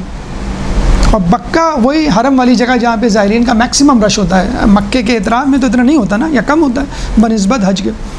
تو مکہ وہ شہر ہے کہ جہاں کعبہ ہے, اور بکہ وہ مقام ہے, وہ جگہ ہے, محلہ ہے یا علاقہ ہے کہ جہاں پر کعبہ موجود ہے.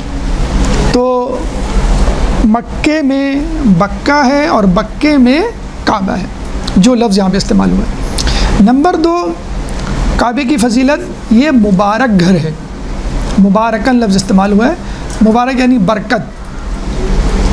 اچھا, اس میں دینی اعتبار سے بھی برکت ہے اور دنیاوی اعتبار سے بھی برکت ہے. دینی اعتبار سے تو اس لیے برکت ہے کہ آپ جب جاتے ہیں تو ریفریش ہو جاتے ہیں, زیرو لیول پہ آ جاتے ہیں. جیسے کسی کا آپریشن ہو گیا, اس سے پہلے دل کی تکلیف تھی, اب وہ ٹھیک ہو گیا, یا جو ہے وہ نہایا دھویا وہ ٹھیک ہو گیا. تو جب آپ کعبہ گئے تو آپ ظاہری باطنی ہر قسم کے گناہوں سے پاک ہو گئے. روحانی طور پہ, دینی طور پہ آپ برکت میں آپ کے اندر برکت آ گئی. ایک اور دلچسپ بات, زیارت کعبہ اور حج آپ کے اندر ایک قوت طاقت پیدا کرتے ہیں. کیسے؟ جب آپ گھر سے نکلے تو آپ اکیلے حاجی تھے, سب گھر والے 25 افراد چھوڑنے آتے ہیں. ایک فرد ہو, دیکھیں کراچی ایئرپورٹ پہ کتنا رش ہوتا ہے.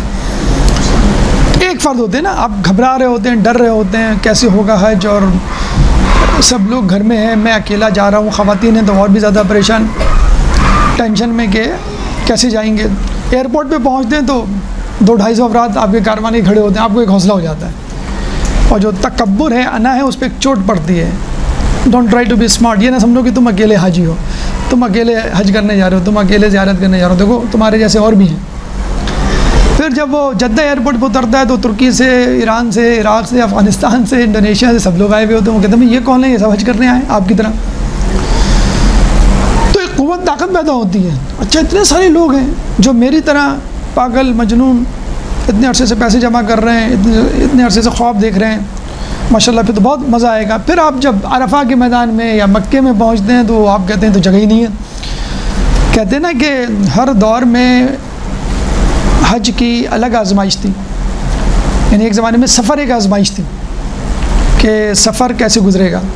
جبھی تو یہ جو حرام مہینے کیا ہے ان کی علت, ایک ذی الحج ہے, ایک ذی الحج سے پہلے, ایک ذی الحج کے بعد. اس لیے کہ حج میں جو سفر ہوتا ہے نا, جانے کا 1 مہینہ, آنے کا 1 مہینہ, 1 مہینہ قیام کا, یہ سکون سے گزر جائے, اسی لیے ان کو حرام مہینے کہا گیا ہے. تو جب آپ کعبے پہنچتے تو بہت زیادہ ہجوم ہوتا ہے. تو ایک طاقت, ایک تو تکبر, انانیت پہ ضربت پڑی کہ جو میں سمجھ رہا تھا میں اکیلا ہی ہوں. یعنی آپ جب تہجد کے لیے, نماز شب کے لیے اٹھتے ہیں اس وقت بھی یہ زعم ہوتا ہے. وہ ایک الگ بات ہوتا ہے کہ الگ بات ہے کہ آپ کو نظر نہیں آتے کہ دنیا بھر میں یا میرے ملک میں, میرے شہر میں کتنے لوگ میری طرح اٹھے ہیں نماز شب کے لیے. تو وہ تکبر شاید کافی عرصے تک رہتا ہے. لیکن حج پہ, زیارت پہ پتہ چل جاتا ہے کہ یہاں پر ایک عالم دین تھے, عراق میں اترے, حجابات ان کے ہٹے کسی جگہ قیام کے لیے, عراق میں کسی شہر میں. تو انہوں نے کہا نعوذ باللہ, خدا نہ خواستہ, لا حول ولا قوت, یہاں تو میں نہیں ٹھہروں گا, یہاں پہ تو مجھے 70,000 شراب خانے نظر آ رہے ہیں. انہوں نے کہا یہاں سے فوراً جو ہے کوچ کرو. انہوں نے کوچ کیا, جیسے سامان سارا اونٹوں پہ رکھا. انہوں نے کہا نہیں, دوبارہ سامان رکھ دو, میں یہیں ٹھہروں گا. انہوں نے کہا کیسے, ابھی تو آپ کہہ رہے تھے 70,000 شراب خانے. کہ لیں نہیں, ابھی مجھے 70,000 لوگ نماز شب کے لیے مصلی پہ کھڑے ہوئے نظر آ رہے ہیں. تو وہ حجابات انشاءاللہ ہٹ جائیں تو آدمی کو پتہ چل جاتا ہے. اور ویسے مولا کا قول ہے کہ جس کو اپنے چھوڑ دیتے ہیں اس کو غیر مل جاتے ہیں. میں اکیلا ہی چلا جانب منزل, مگر لوگ آتے گئے, کارواں بنتا گیا. تو ہجوم, ازدحام آپ کو ایک تقویت, ایک قوت دیتا ہے. اور یہ بھی ایک ہیبت ڈالنے کا طریقہ ہے غیر مسلموں پر, یہود و نصارہ پر, کہ مسلمان اتنی کثیر تعداد میں, اور کیا یونٹی ہے. ویسے تو یہ ایک دوسرے سے لڑ جھگڑ رہے ہوتے ہیں, لیکن دیکھیں ایک ہی احرام میں, ایک ہی کپڑوں میں, اور ایک ہی طریقے سے تمام رکن انجام دے رہے ہیں, اور اتنا ایک دوسرے سے محبت کر رہے ہیں کہ جیسے گالم گلوچ بھی حرام ہے نا, کہ مطلب آپ نہیں کر سکتے, لڑائی جھگڑا نہیں کر سکتے. کتنی ہارمونی ہے, کتنا اتحاد ہے, کتنی بصیرت, کتنی ہمدردی, محبت کا اظہار ہے. تو وہ ایک دشمن بھی آپ کو, جیسے نماز با جماعت کا بھی یہ ایک فلسفہ یہ ہے کہ ایک دوسرے کے حالات پتہ چلیں. ایک یہ ہے کہ لوگوں پہ ہیبت ہے. جب وہ نماز جمعہ دیکھتے ہیں، عام جماعت دیکھتے ہیں، پھر آپ کی عیدین کی نماز دیکھتے ہیں، پھر وہ حج پہ جو ہے وہ اجتماع دیکھتے ہیں، تو یہ ہیبت ہے. اور اسی وجہ سے اس اجتماع کو جو کہ ہیبت ڈالنے کا ذریعہ ہے بکہ کہا گیا ہے. اچھا، مبارک گھر اس لیے بھی ایک تو دینی حوالے سے آپ کی دینی معرفت اور جسے کہتے ہیں کہ نفس کی پاکیزگی میں اضافہ ہوتا ہے، آپ کا نفس اپ ڈیٹڈ ہو جاتا ہے. اتحاد بین المسلمین ہر رنگ و نسل کے لوگ آتے ہیں، لیکن کیونکہ ایک کلمے کے پڑھنے والے ہیں اس لیے وہاں موجود ہوتے ہیں. پھر برکت، کتنا زیادہ روایتوں میں آیا ہے کہ جو حج کرے گا اس کے رزق میں برکت ہوگی، جو حج کرے گا اس کو پیسہ واپس مل جائے گا، جو حج کرے گا اس کے مال میں باقاعدہ برکت ہوگی، کثرت ہوگی. ہم جو سمجھتے ہیں کہ اتنے لاکھ، اب تو خیر ماشاءاللہ اور بھی زیادہ مشکل ہوتا جا رہا ہے. کسی زمانے میں 3 لاکھ، اب جو ہے وہ 30 لاکھ تک چلا گیا. گورنمنٹ نے کہا کم از کم 10 لاکھ تک. تو پھر بھی آپ کوشش کریں، ٹارگٹ بنا لیں کہ 10 سال بعد نہیں، 5 سال بعد نہیں، مجھے حج کرنا ہے، کوشش کرنی ہے. 1 سال، 5 سال، 10 سال، تو آپ کو آپ کا پیسہ واپس مل جائے گا. جو آپ یہ سوچ رہے ہیں کہ میں خرچ کروں گا، 1 لاکھ درہم تک آیا ہے. 1 درہم کا مطلب 1 لاکھ درہم آپ نے خرچ کیا، یہ پیسہ مل جائے گا، چاہے وہ حج کا پیسہ ہو، چاہے وہ عمرے کا پیسہ ہو. اس کے علاوہ تجارت، اب دیکھیں نا سعودی عرب کبھی بھی اکنامکلی ڈیفالٹ نہیں ہوتا، فائنینشلی بینکرپٹ نہیں ہوتا. اتنی برکت ہے حج کی وجہ سے. ہمارا ایک اسٹوڈنٹ تھا، وہ اس نے کہا حج کا موسم ہے، میں ذرا جا رہا ہوں، 1 ہفتے بعد واپس آ جاؤں گا. میں نے کہا حج کرنے جا رہے ہو؟ کہنے لگا نہیں. میں نے کہا کیا کرنے ہیں؟ میں بزنس کرنے جا رہا ہوں. میں نے کہا تمہارے پاس پیسے ہیں، انویسٹمنٹ ہے؟ کہنے کچھ نہیں، مجھے ایک ٹرک لینا ہے، اس میں پانی کی بوتلیں ڈالنی ہیں، 1 درہم میں بیچنی ہے، اور وہ ٹرک کے میں 10-12 چکر لگاؤں گا 1 گھنٹے کے اندر، تو میرا ماشاءاللہ اتنا ہو جائے گا کہ میں سال بھر کا پاکٹ منی نکال لوں گا. اب بتائیں آپ، صرف پانی بیچ کے ایک اسٹوڈنٹ جس کے پاس کوئی انویسٹمنٹ نہیں وہ اتنا کما لیتا ہے. تو یہ بھی ایک برکت ہے. اور یہ تو اس کی دعا تو خود ابراہیم علیہ السلام نے کی تھی. دیکھیں سیدھی سی بات ہے کہ انسان کا نفس ٹھیک ہے آزمائش کے لیے اب تیار ہے، لیکن تھوڑا بہت اللہ کو بھی معلوم ہے کہ اس کو تھوڑا سا لالچ دینا پڑے گا. جیسے ماں لالچ دیتی ہے نا، بیٹا ہوم ورک کر لو، چاکلیٹ دوں گی تم کو. یا جب ہم روزہ رکھتے ہیں تو افطار ذہن میں ہوتی ہے، اگر افطار نہ ہو کہتے ہیں افطار میں کچھ نہیں ملے گا، کہ پھر روزہ میں نے کس لیے رکھا. وہ ایک صاحب نے بھائی نماز پڑھ لو، کہ نماز نہیں پڑھی جاتی، بڑی بھوک ہے. کہ جب میں قرآن پڑھ لو، بھائی منہ سے بولا ہی نہیں جا رہا ہاں یا نہ کے علاوہ، میں کیا کروں. کہ جب تسبیح پڑھ لو، کہنے لگا نہیں اس وقت نیند آ رہی ہے سب. افطار کے بعد آگے بیٹھ جاتے ہیں، کہنے لگا اب افطار کے لیے کیوں آ گئے، کہنا اب اتنا بھی کافر نہیں ہوں. تو انسان اپنے مطلب کی چیز لے لیتا ہے. ابھی بھی آپ حج پہ جائیں، ہمارے کچھ عزیز گئے ہوئے ہیں، تو وہ لطیفے سارے بھی آ رہے ہیں اور وہ روحانیت کے واقعات بھی آ رہے ہیں کہ انسان کے لیے اللہ تعالیٰ نے پردہ رکھا ہے. To be very frank, to be honest, کہ ہم مسجد جاتے ہیں، مجلس میں جاتے ہیں تو ہمیں جان پہچان کے لوگ مل جاتے ہیں اور بہت سارے کام نکل آتے ہیں. لڑکیوں کے رشتے ہو جاتے ہیں، کچھ لوگوں کی جابز لگ جاتی ہیں، کچھ لوگوں کے کاروبار ہو جاتے ہیں، جان پہچان سے کتنی چیزیں آپ کی ہو جاتی ہیں. آپ جہاد کرنے کا مال غنیمت مل گیا آپ کو، تو اب کلیم کرے کوئی میں تو مال غنیمت کے لیے نہیں گیا تھا، میں تو لڑنے کے لیے گیا تھا، جہاد کے لیے گیا تھا، وہ ایک الگ بات ہے. لیکن اللہ نے ایک پردہ رکھا ہے، کیونکہ جو انسان کی فطری لالچ ہے نا اندر کی، وہ اللہ جانتا ہے کہ انسان حریص ہے، تو تھوڑا بہت تو دینا پڑے گا اس کو، ورنہ یہ باز نہیں آئے گا. اصولاً تو کچھ نہیں دینا چاہیے اور کہنا چاہیے کہ بس جنت میں ملے گا سب کچھ، لیکن پھر بھی اللہ تعالیٰ دے رہا ہے. رسول نے اپنی تبلیغ کی ابتدا کیسے کی تھی کہ تم کلمہ لا الہ الا اللہ پڑھ لو، روم و فارس تمہارے زرنگو ہوں گے. جیسے ابھی ہم کو کوئی کہے کہ آپ جو ہیں وہ اہل بیت کی تعلیمات پہ عمل کر لیں، امریکہ اور انگلینڈ جو ہے آپ کے قدموں میں ہوں گے، تو آپ ہنسیں گے. تو لوگ ہنستے تھے، اور رسول سے تو نہیں، ابو طالب سے کہا کرتے تھے اپنے بھتیجے کو بولو آہستہ بولے کہ روم و فارس والے سن نہ لیں اور ہم عربوں کی درگت نہ بنا دیں. یعنی اتنے وہ رسول اللہ سے متنفر تھے کہ یہ کس طرح کی نعوذ باللہ ہذیان بھری باتیں کہہ رہے ہیں. لیکن وہ حقیقت میں پھر وہ ہوا، اور حقیقی اسلام پر عمل کر لیتے تو کیا ہوتا. تو کہنے کا مقصد یہ ہے کہ دنیاوی طور پہ بھی آپ مستحکم ہو جائیں گے، تجارتی طور پہ، معاشی طور پہ، مالی طور پہ، بدنی طور پہ. آپ دیکھیں جو حج سے آتے ہیں وہ کہتے ہیں کہ آپ کوئی مشکل نہیں ہے، ورنہ یہاں پہ ہم کہتے ہیں ذرا ٹماٹر لے آئیں ½ کلو، کہ ابھی میں آفس سے آیا ہوں ابھی نہیں جا سکتا میں. ٹماٹر کے بغیر پکا لو. تو جب وہاں جاتے ہیں 2 پٹی کی چپل میں، جب وہ گھوم رہے ہوتے ہیں 10-10 کلومیٹر، تو ان کو پتہ چلتا ہے کہ بھائی یہ تو کچھ کام نہیں ہے چلنا پھرنا اگر آدمی میں عزم مصمم ہو. تو دینی اعتبار سے، دنیاوی اعتبار سے، دونوں اعتبار سے یہ گھر جو ہے وہ مبارک ہے، جو بھی اس گھر میں آئے گا. اچھا، پھر اللہ تعالیٰ فرماتا ہے ہدی للعالمین. اب اسی آیت کے حوالے سے کعبے کی فضیلت بیان کر رہے ہیں. پہلی فضیلت کیا تھی؟ اول گھر. دوسری فضیلت کیا ہے؟ مبارک گھر. تیسری فضیلت کیا ہے؟ مرکز ہدایت، ہدی للعالمین. اچھا، مرکز ہدایت اللہ تعالیٰ کس کو کہہ رہا ہے؟ للعالمین، تمام لوگوں کے لیے. اور یہ حقیقت ہے، تاریخ میں ہمیں بتلایا گیا ہے کہ کعبے کی زیارت کے لیے تمام لوگ آیا کرتے تھے. صرف مسلمان نہیں آیا کرتے تھے، بلکہ کافر، مشرک، یہود و نصارہ تمام لوگ آیا کرتے تھے کہ یہ اللہ کا گھر ہے. اور بہت پہلے بنا ہوا، ٹھیک ہے، بیت المقدس الگ جگہ ہے، لیکن سب اس کو اللہ کا گھر سمجھ کے. تو یہ ہدایت تمام لوگوں کے لیے، یہ الگ بات ہے، کچھ لوگ قبول کرتے ہیں، کچھ نہیں کرتے. نمبر 4 فیہ آیاتم، اور جس میں جو ہے ابراہیم علیہ السلام کا تذکرہ کیا گیا ہے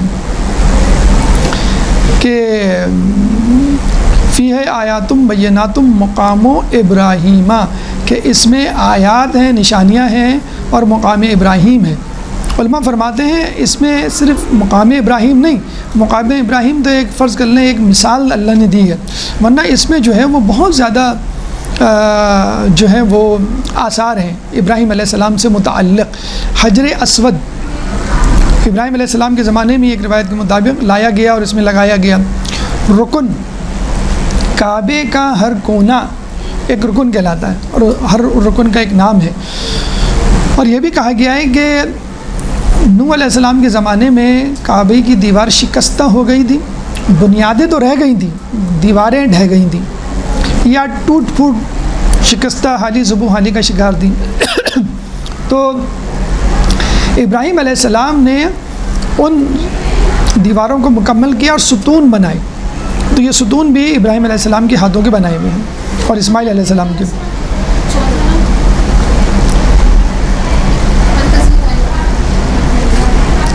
مرکز ہدایت. نمبر 4 آثار ابراہیم. ابراہیم یعنی ابراہیم سے متعلق جو نشانیاں ہیں. حجر اسود ہے، جیسے رکن ہے، رکن یعنی 4 کونے، 4 رکن ابراہیم علیہ السلام، اسماعیل علیہ السلام نے تعمیر کیے. نمبر 3 حجر اسماعیل، وہ چبوترا قوس نما، قوس کی شکل کا آپ نے دیکھا ہوگا، جس کے باہر سے لوگ حج کرتے ہیں، طواف کرتے ہیں. وہ کہتے ہیں اسماعیل علیہ السلام کی قبر ہے اس میں، یا اور انبیاء کی بھی قبریں ہیں، 70 انبیاء کی قبریں کہتے ہیں اس حجر اسماعیل میں. اور اس جگہ کو حتیم کہتے ہیں. حتیم کہتے ہیں بہت زیادہ رش والی جگہ کو. اور یہ بھی کہا جاتا ہے کہ یہاں پہ آدم علیہ السلام کی توبہ قبول ہوئی. تو حتیم وہ ایریا بٹوین حجر اسماعیل اور کعبہ، اور حجر اسماعیل قوس کی شکل کا چبوترا. کہتے ہیں کہ یہ کبھی کعبے کا حصہ تھا، پیسوں میں کمی کی وجہ سے کعبہ یہاں تک نہیں بنایا جا سکا. تو کرپشن نئی چیز نہیں ہے، بہت پرانی چیز ہے، اور قریش کے زمانے سے کہ حلال مال نہیں تھا. اور امام زمانہ انشاءاللہ جب آئیں گے تو اس کو مکمل کریں گے، اپنے مقام تک لے کے جائیں گے. نمبر 4 مقام ابراہیم. وہ آپ نے دیکھا ہوگا سلور شکل کا، جہاں پہ اکثر شرطا کھڑا ہوا ہوتا ہے، اور جب بھی آپ اس کو چومنے جاتے ہیں تو کہتا ہے شرک شرک ھذا شرک. ابھی ایک ویڈیو وائرل ہوئی ہے جس میں ایک مومن نے وہاں کھڑے ہو کے اشہد ان لا ولی اللہ والی اذان دی ہے. تو اس نے اذان کمپلیٹ کی تقریباً، اس کو پھر وہ ہٹایا گیا. تو یہاں پر ابراہیم علیہ السلام کے قدموں کے نشان ہیں. یعنی ایک پتھر تھا جس پہ کھڑے ہو کے منڈیر پہ انہوں نے کعبے کی تعمیر کی تھی، کسی وجہ سے پھر اس کو دور کر دیا گیا. تو یہ 2 جگہیں بٹوین مقام ابراہیم اور کعبہ، یہ جو جگہ ہے یہ بڑی امپورٹنٹ ہے، بڑی بابرکت ہے. جیسے ریاض الجنہ کے بارے میں ہم کہتے ہیں نا، مسجد نبوی تو ہے محترم، لیکن ریاض الجنہ بٹوین ممبر رسول اور حجر رسول، قبر رسول. اسی طرح مقام ابراہیم اور کعبے کے درمیان کی جگہ. اس کے بعد زمزم. یہ تو آپ کو معلوم ہے کہ اسماعیل علیہ السلام جب پیاس سے پریشان ہوئے تو بی بی ہاجرہ نے دوڑیں لگائیں 7 صفا مروہ کے درمیان، اور پھر ان کی ایڑیوں کے رگڑنے سے چشمہ زمزم، اس کا مطلب ہے رک جا رک جا. وہ نکلا۔ صفا و مروہ بی بی ہاجرہ نے جو وہ کی تھی، اور ایک روایت کے مطابق صفا پہ ادم حضرت آدم علیہ السلام، مروہ پہ حوا علیہ السلام اتری تھیں۔ نمبر 5ویں فضیلت کیا ہے؟ امن۔ یہ حقیقت ہے کہ مکے کو امن کا شہر اور کعبے کو، حرم کو امن کی جگہ کہا گیا۔ ومن دخلہ کان آمنا، اسی آیت میں ہم پڑھتے ہیں جو اس میں داخل ہو گیا وہ امن سے ہو گیا۔ اور یہ دعا بیسیکلی ابراہیم علیہ السلام نے مانگی تھی، جو سورہ ابراہیم کی آیت نمبر 35 میں ہے۔ سورہ ابراہیم قرآن کا سورہ ابراہیم قرآن کا 14واں سورہ ہے، اور آیت نمبر 35 وَإِذْ قَالَ إِبْرَاهِيمُ رَبِّ اجْعَلْ هَذَا الْبَلَدَ آمِنًا، اور اس وقت کو یاد کرو جب ابراہیم نے کہا کہ پروردگار اس شہر کو محفوظ بنا دے۔ اللہ تعالیٰ نے پھر ابراہیم علیہ السلام کی دعا کو قبول کیا، اور نہ صرف انسان بلکہ حیوان کے لیے بھی، ہم نے کہا نا کہ خطرناک جانور کو بھی نہیں مار سکتے جب تک وہ آپ کو تکلیف نہ پہنچائے، مارنا حرام قرار دے دیا، بلکہ اس کی وساطت سے، بیت اللہ کی وساطت سے پورا شہر امن کا بن گیا۔ نہ صرف بیت اللہ بلکہ پورا امن، جیسے کہ سورہ 3 آیت نمبر 3 میں ہم پڑھتے ہیں وَطُورِ سِینِین وَهَٰذَا الْبَلَدِ الْأَمِینِ، اللہ تعالیٰ نے قسم کھائی نا وَالتِّینِ وَالزَّیتُونِ وَطُورِ سِینِین وَهَٰذَا الْبَلَدِ الْأَمِین، چوتھی قسم کس کی کھائی ہے؟ بلد الامین، امن والے بلد، امن والے شہر کی۔ امن والا شہر کیا ہے؟ مکہ، اور وہ کس وجہ سے امن والا شہر ہے؟ بیکاز آف بیت اللہ۔ پھر اس کے بعد اللہ تعالیٰ نے جب اتنی فضیلت گنوائی تو یقیناً اب ہمارا کچھ فرض بنتا ہے کہ ہم کچھ کریں اس کے لیے۔ تو وہ فرض کیا ہے کہ ہم اس کا حج کریں، مناسک حج کو ادا کریں۔ وَعَلَى النَّاسِ حِجُّ الْبَيْتِ مَنِ اسْتَطَاعَ إِلَيْهِ سَبِيلًا، کہ لوگوں پر واجب ہے کہ وہ اس کی اپنی استطاعت کے مطابق حج کریں۔ حج نکلا ہے حجت سے، حجت کا مطلب ہوتا ہے راستہ، یعنی اس کے راستے میں نکلیں، قصد کریں، ایک معنی قصد بھی ہوتا ہے، اس لیے دلیل برہان کو ہم حجت بھی کہتے ہیں۔ اچھا، پھر ایک اور فضیلت، 7ویں فضیلت نماز۔ کیونکہ عام جگہ پہ نماز پڑھنا ایک ہی نماز کا ثواب ہے، لیکن بیت اللہ میں 1 لاکھ، گھر میں 1، پھر مسجد میں اس سے زیادہ، پھر مسجد نبوی میں اس سے زیادہ، کوفے میں، مسجد کوفہ میں، پھر مسجد نبوی میں، اور سب سے زیادہ بیت اللہ میں 1 لاکھ، ایک نماز پڑھنے کا ثواب 1 لاکھ نماز پڑھنے کے برابر۔ لیکن اس سے بھی اہم چیز، یعنی واجب نماز کو اگر ہم ہٹا دیں اور آپشن پوچھیں کہ کیا کریں، تو طواف کی جو ہے وہ بہت زیادہ فضیلت ہے۔ نمبر 8 فضیلت طواف، اور طواف کے لیے جو روایت ملتی ہے کہ ٹوٹل 120 رحمتیں ہیں، 120، جس میں سے 60 رحمتیں ان لوگوں کے لیے ہیں کہ جو طواف کرتے ہیں، 40 ان لوگوں کے لیے ہیں جو نماز پڑھتے ہیں، اور 20 ان لوگوں کے لیے جو دیکھتے ہیں، فقط کعبے کو صرف دیکھنا۔ اب یہ دیکھیں اللہ تعالیٰ نے انسان کے نفسیات کو مد نظر رکھا ہے۔ جو حج پہ جاتے ہیں ان سے آپ پوچھیں کتنی تھکن ہوتی ہے، آپ ہوٹل سے نکلتے ہیں، حالانکہ اب بھی آج بھی جو ہے وہ شٹل سروس بھی ہے، بس سروس بھی ہے، ہر چیز ہے، اس کے باوجود بھی جو ہے وہ تھکن ہوتی ہے، کیونکہ جب آپ بس سے اتر کے حرم کی طرف جاتے ہیں تو وہ راستہ ہی اتنا بڑا ہے کہ آدمی کو، اب تو موبائل خیر آ گئے، لیکن اب بھی کچھ کاروان ایسے ہیں کہ جن کی خواتین کہتی ہیں اپنے مولانا کو کہ آپ ہمارے ساتھ چلیے، تمام خواتین ایک ساتھ جائیں گی، ورنہ ادھر ادھر کوئی نکل جاتا ہے، بھول جاتے ہیں، راستہ مشکل ہوتی ہے۔ تو آپ کچھ بھی نہ کریں، تھک گئے، آپ بس بیٹھ کے کعبے کو دیکھتے رہیں، صرف دیکھنا بھی جو ہے وہ عبادت ہے۔ اور بلکہ بڑی اچھی نویں فضیلت کہ زیارت جو ہے وہ عبادت۔ کافی میں امام جعفر صادق علیہ السلام، اللہم صلی علی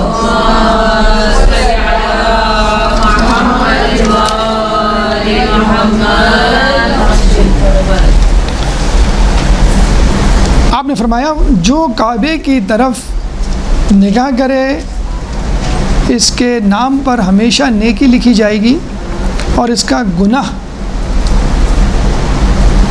محو کر دیا جائے گا جب تک کہ وہ کعبے کی طرف سے نظر نہ ہٹائے. صرف آپ دیکھتے رہیں.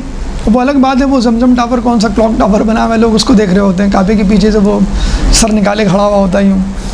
تو یہ جسے کہتے ہیں خیال رکھنا چاہیے. کعبے کی عظمت اپنی جگہ بہت بلند ہے. کعبے کی عمارت کو، کعبے کی عظمت کو کسی اور بلڈنگ عمارت سے کمپیئر نہ کریں، نتھی نہ کریں کہ پیچھے سے وہ نظر آ رہا ہے کتنا خوبصورت لگ رہا ہے، دیکھیں کعبے کے پیچھے بیک گراؤنڈ دیکھیں اس کا کتنا ہے. تو یہ کعبے کی اہانت کے مترادف ہے.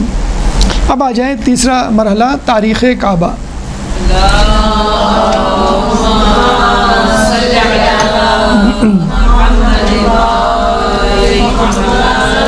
جب میں مکمل کرنا تھا آج مجھے لگتا ہے صرف آدھا ہی ہو پائے گا، آدھا شاید حج کے بعد. خیر بہرحال تاریخ کعبہ دیکھیں کتنی عجیب و غریب ہے اور کتنی پر اثر ہے کہ آپ اس میں کھو جائیں. مطلب اور بہت سارے سوالات کے جوابات بھی جیسے یہودیوں کے جوابات بیت المقدس کے حوالے سے ہمیں اس میں مل جاتے ہیں. تو وہی آیت سورہ آل عمران آیت نمبر 96، ان اول بیت وضع للناس للذی ببکۃ مبارکا وہدی للعالمین. بے شک سب سے پہلا گھر جو لوگوں کے لیے بنایا گیا وہ بکے میں ہے، مبارک ہے، عالمین کے لیے مجسم ہے. سورہ آل عمران آیت نمبر 96 تیسرا سورہ. یہ ابھی اس کی تلاوت کی گئی تھی لیکن ایک دوسرے اینگل سے اس کو بیان کر رہے ہیں تعمیر کے اعتبار سے. یہ آدم سے بھی پہلے کی بات ہے. ایک شخص تھا جو شام سے آیا تھا اور اس نے چوتھے امام زین العابدین علیہ السلام کو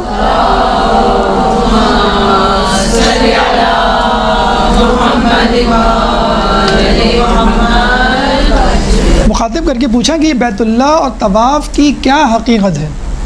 تو امام نے اپنا طواف مکمل کرنے کے بعد میزاب رحمت کے نیچے بیٹھ کر اس کو پوری تفصیل بتائی. بڑی لمبی روایت ہے کافی کی، آیات کی جسے کہتے ہیں کہ حوالے جات کے ساتھ. تو وہ سنیں. آپ نے فرمایا حضرت آدم کی تخلیق سے پہلے نورانی فرشتوں سے کائنات آباد تھی جو فرما بردار تھے اور عبادت گزار مخلوق میں تھے.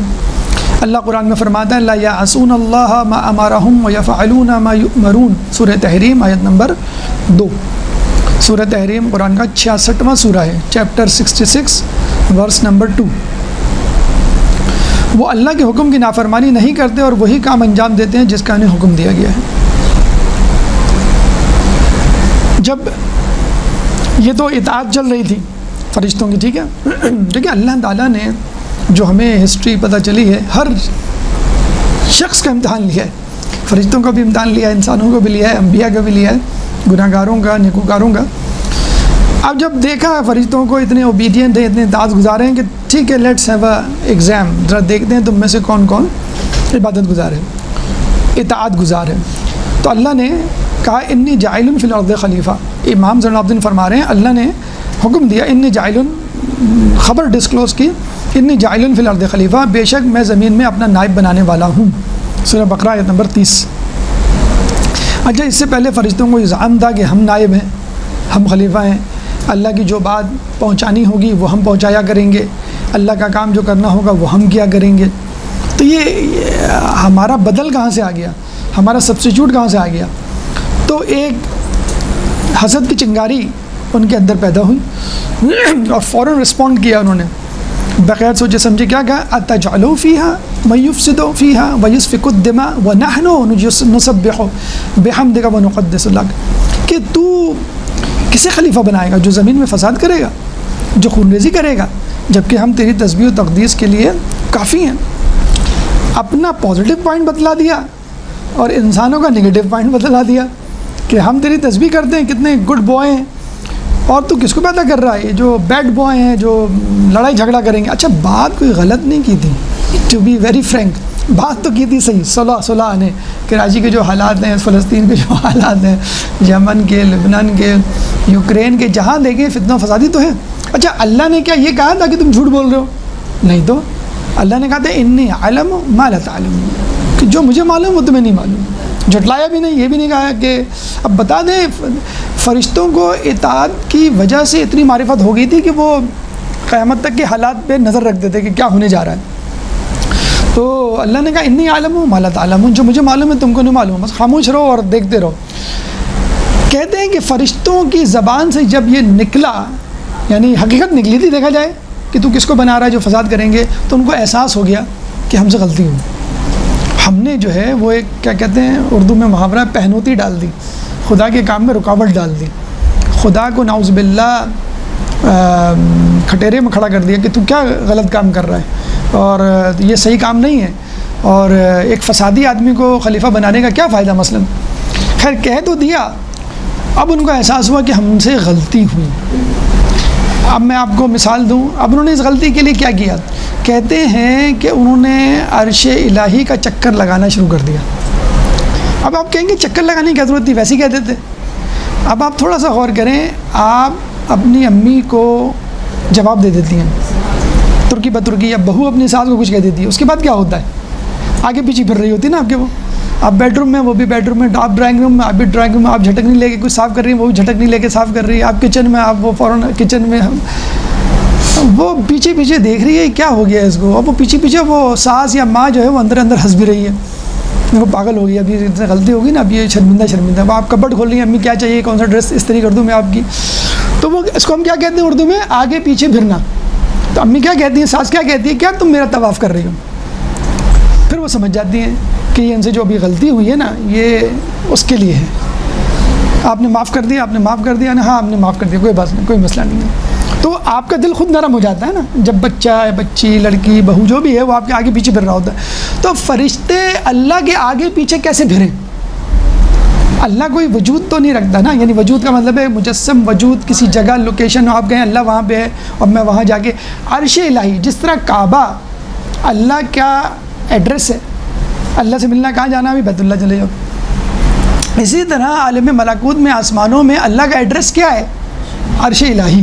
اللہ رہتا نہیں ہے وہاں پہ، پھر وہی بات ہو جائے گی، اللہ اس کے اندر رہتا ہے تو عرش الہی بڑا، اللہ چھوٹا، اللہ سب سے بڑا پھر کیسے ہوا، پھر ایک لمبی بحث. ایک نسبت اعزازی ہے کہ اللہ سے ملنا ہے تو عرش الہی آ جاؤ، اور تو عرش الہی سے کا طواف کرنے لگے. یہ بالکل وہی مثال ہے کہ ایک آدمی آپ سے راضی نہیں ہو رہا تو آپ ایک دوسرے طریقے سے راضی کرتے ہیں، پھر تیسرے طریقے سے راضی کرتے ہیں، پھر چوتھے طریقے سے راضی کرتے ہیں. وہ آگے پیچھے پھرنا جسے کہتے ہیں. تو اللہ کو آپ نے شرق سے راضی کیا، غرب سے راضی کیا، جنوب سے، شمال سے، مختلف جگہوں سے. کہتے ہیں اللہ تعالیٰ کو فرشتوں کی یہ ادا اتنی پسند آئی کہ لیٹ اٹ بی، اس کو جاری رکھو، مجھے اچھا لگ رہا ہے کہ تم میرا طواف کرو. تو اللہ تعالیٰ نے اپنے عرش کے نیچے عین 7ویں آسمان پہ بیت المعمور نامی کعبہ کا متبادل یا کعبے کی شبیہ کہہ لیجئے وہ قائم کر دی، اور کہا فرشتوں کو تم اس کا طواف کرو، یہ تمہاری عبادت ہے میرے لیے اور میں تمہاری توبہ کو قبول کروں گا. پھر فرشتوں نے اس کو طواف شروع کیا اور اللہ نے فرشتوں کی توبہ قبول کی. عین اس کے نیچے کعبہ ہے. بعد میں اسی بیت المعمور کے نیچے کعبۃ اللہ کو قائم کیا گیا کہ فرشتے اوپر طواف کریں گے اپنی خطاؤں کو معاف کروانے کے لیے. اے انسانوں، تم اپنی خطاؤں کو معاف کروانے کے لیے کعبے کا جو بالکل اس کے نیچے ہے، پرتو ہے، اس کا سایہ ہے، اس کی جھلک ہے، اس کی شبیہ ہے، تم اس کا جو ہے وہ طواف کرو. تو یہ جسے کہتے ہیں کہ ایک درود پڑھ دے محمد والے محمد پہ.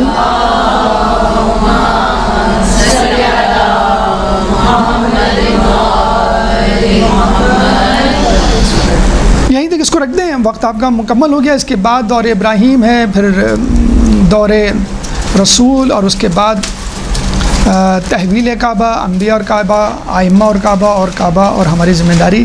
اس کی انشاءاللہ گفتگو اگلی نشست میں پیش کی جائے گی. اللہ تعالیٰ سے دعا ہے کہ جو کچھ پڑھا سنا اس پہ عمل کرنے کی توفیق عطا فرما. اللہ تعالیٰ سے دعا ہے کہ ہم سب کو حج کی